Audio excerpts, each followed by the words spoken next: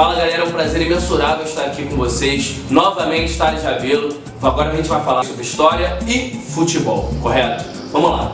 Na Copa do Mundo agora de 2019, Copa do Mundo Feminina, algumas empresas estavam falando sobre fazer uma folga no dia dos jogos da seleção. A gente já tem essa prática acontecendo na Copa do Mundo masculina e a gente vai ver a origem histórica disso.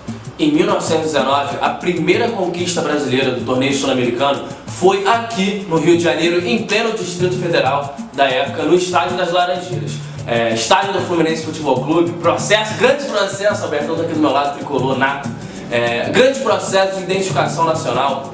Calma aí que eu me perdi. Brasil e Uruguai fizeram a final e houve, antes da final, do dia da final, ponto facultativo nas repartições públicas, nos bancos, e o comércio fechou a meio-dia, às 12 horas. Então todo mundo se mobilizou, começou a se mobilizar para ver a escrete nacional entre Brasil e Uruguai. O Brasil ele foi campeão por 1-0 com um público de 30 mil presentes. Naquela época era algo descomunal e isso fez com que a gente começasse a ver o futebol como algo de identidade nacional, como algo que está levando a população, trazendo a população para esses espaços públicos, correto? E essa comemoração, esse torneio foi comemorado por grande parte da sociedade brasileira. O esporte de futebol ainda não era representado como um grande símbolo de nacionalidade brasileira.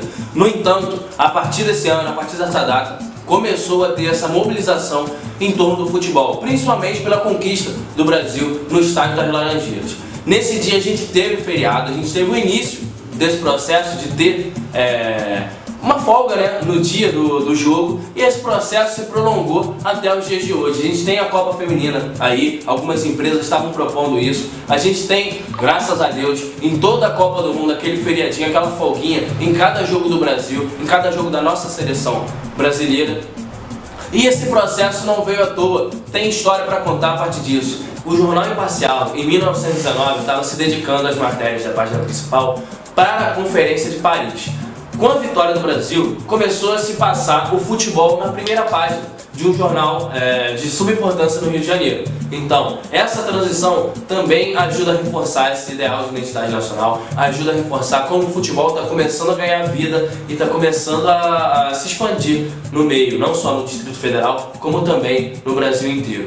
Entendendo isso, é você entender o papel importante das Laranjeiras e também o papel importante do futebol para trazer esse ideal de nação, certo?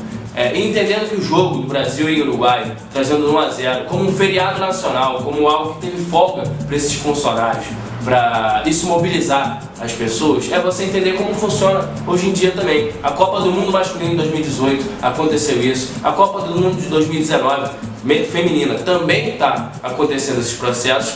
É importante para a gente compreender como o esporte junta e une essa população em torno do nosso ideal de identidade nacional. Entendendo isso, é você entender esses processos do futebol, entender como futebol se mistura com política, como futebol se mistura com história de maneira geral. Show? Forte abraço aí, fica com Deus e tamo junto, Se inscreve aí, não deixe de se inscrever não.